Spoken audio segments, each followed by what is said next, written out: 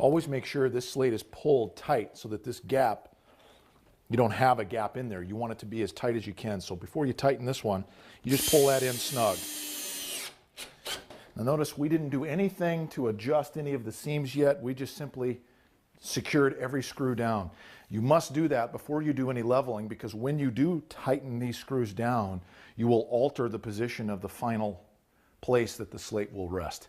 So we want to secure everything down, then we'll go back to the slate and make our adjustments by loosening those screws, inserting our wedging, and then tightening it back down, and it'll be perfect.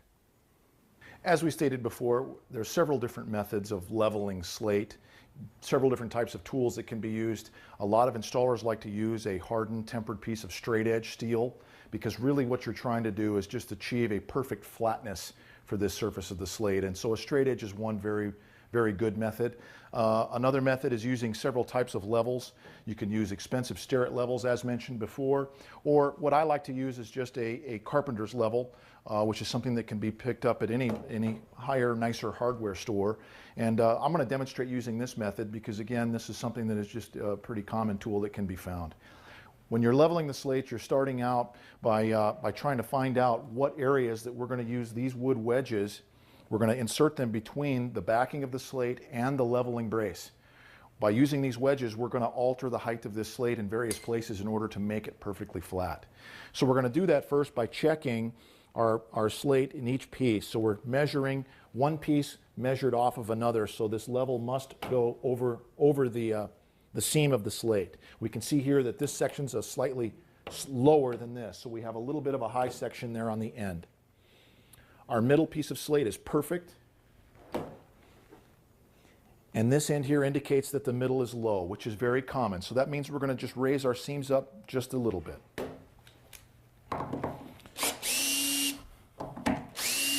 Begin by loosening those two screws. Take two wedges.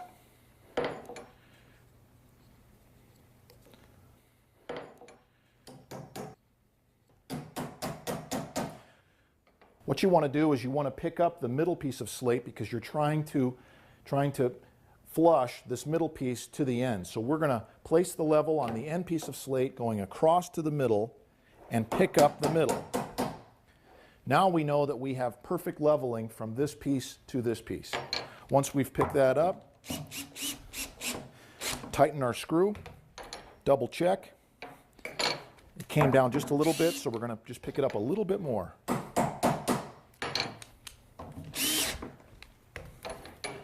Perfect. Now bring up the end piece of slate so that it's level with it. While I'm doing this, I'm feeling for how flush this is. I want to go slightly high.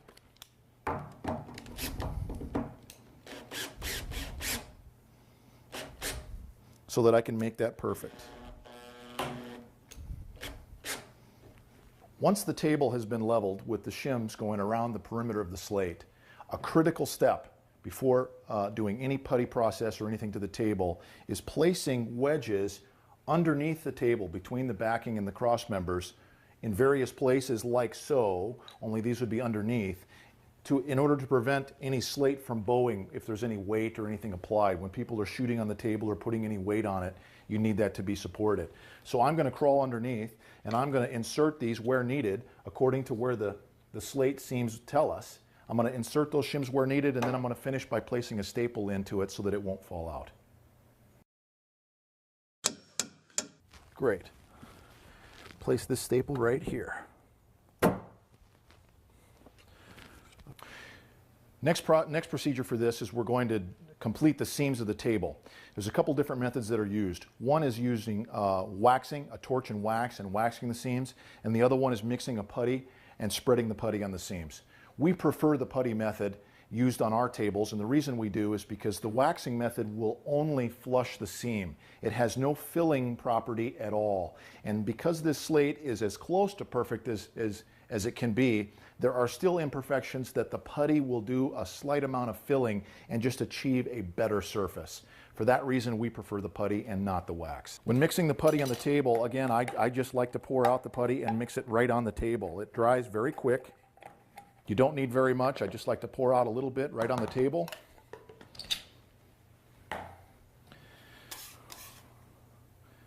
trowel it a little bit, create myself a little pocket, and just apply a little bit of water.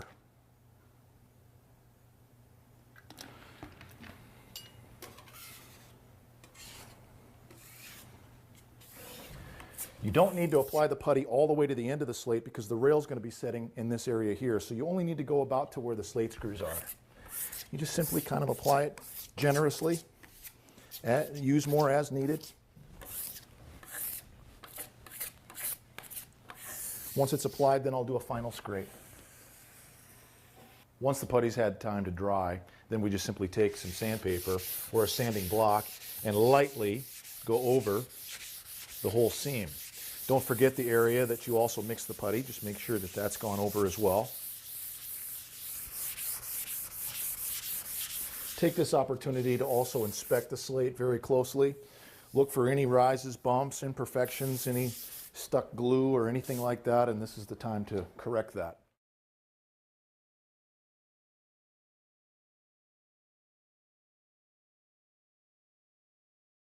Just got done washing my hands.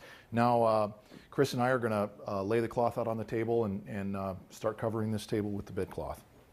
Chris, if you'll take this in. We're going to carefully lay it out over the table. Cloth is generally folded with the top side on the inside, so being aware of that, you want to keep that as clean as you can. We're going to try to slowly from this side, we're just going to wave the cloth across and down on the floor and shake slowly. That's just to get more dust off the table. You want to make sure that you have it as dust free as possible. Then when you lay the cloth on here, you just simply center it, pull your way a little bit. I want to pull it so that the bottom of the cloth is flush with the bottom of the slate on this end. Side to side, it can be equal on both sides. You start at the end of the table. As I said, the cloth will be flush to the bottom of this slate.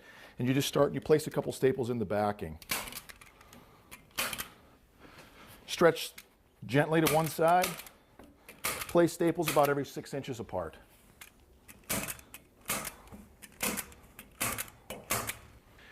Centering the cloth, coming to the other end, that side is already secured. Now we're going to come to the center of the cloth and we're going to pull fairly firm. We're going to pull pretty hard. Hold that cloth down and place a couple staples in the center. Once those are down, that cloth will stay. Then we're going to come to one side, and we can see we've got a lot of stretch on this cloth. We're going to come to one side, and we're going to pull the same way, trying to take out all the slack that we can, but we're going to let up just a little bit. The reason we need to do that is because when we complete that side pocket, we need a little bit of slack in order to let that cloth lay in there correctly. Starting with the pocket, what you do is again, you'll be stapling directly into this side of the slate right here, or side of the backing. You pull a little bit of slack toward the pocket, place 2 staples. On the other side of the pocket, do the same thing and place 2 staples and give yourself a little bit of slack. Once you're done with that, you simply take and you stretch the cloth. Now I'm using the staple head and I'm stretching the cloth so that it lays smoothly, stretching it down to the bottom of that pocket and placing a staple deep into that pocket. Once that's complete, I use my knife. Right below the staple, I'm putting a split in that cloth, but below the staple, so that if the cloth happens to tear, it will tear to that staple and stop. Once that split is done, I complete and lay another staple in the face of the pocket on one side and complete one on the other. Add 2 more splits underneath the staple. Continue to place staples underneath, pulling the tabs around so that the face of the pocket is tight. Using your fingers again, pulling. Keep placing staples into those tabs. Pull this tab to the side and place here, this one here, place like so. Because we're using a hand stapler, you're going to need to use a little tack hammer and just make sure those staples are in place.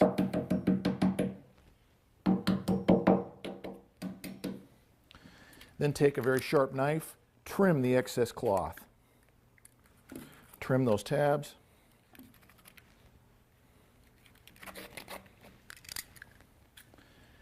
The staples that are in the front are simply there to hold that cloth in place, so you can go ahead then and pull these right out. If you have wrinkles in the top of your cloth on this first pocket, don't worry about that. When we go to that side, these are going to come out real easily. Now we can work around the rest of the table and complete the stretch and then finish with the corner pockets.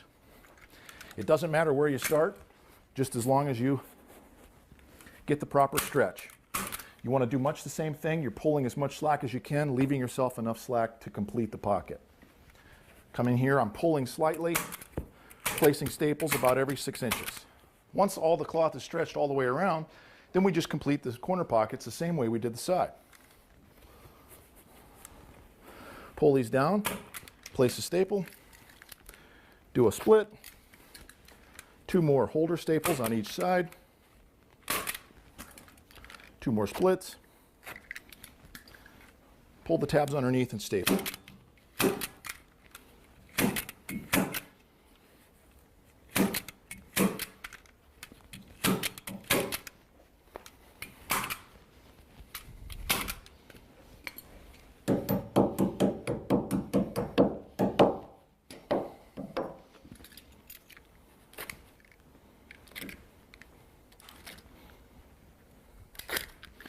At this point, you can trim all the way across the edge of the table, trim all the way to that side pocket.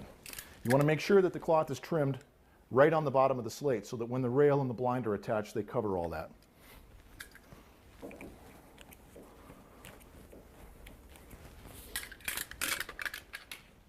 All right, after the cloth is all stretched, everything is stapled down, all the pockets are complete.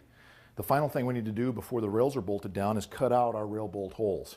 When I say cut out, that's exactly what it means. You make sure that the cloth, when you find the hole, which is you can feel underneath the slate and you can feel where the rail bolt will come through, you must cut that cloth completely out. Please do not just do a split. When the bolt is inserted up through the slate and into the rail, if there's any cloth in there, it could cause a cross thread to that bolt and cause damage to the rail. First thing you want to do to prepare for covering the rails is lay out a protective mat on whatever table or surface you're using. One thing we want to cover from Legacy, the feather strips that we use are a tapered strip, and we do this by design so that when the cloth is applied into the feather strip and secured with this, the taper secures it and holds it in place and allows it to be the correct height for the cloth when we're finished. So I'm going to demonstrate applying the feather strip into the rail now. You take the bottom of the cloth, the side that will be down, and you place it facing up on top of the rail, overlapping the groove for the feather strip like so.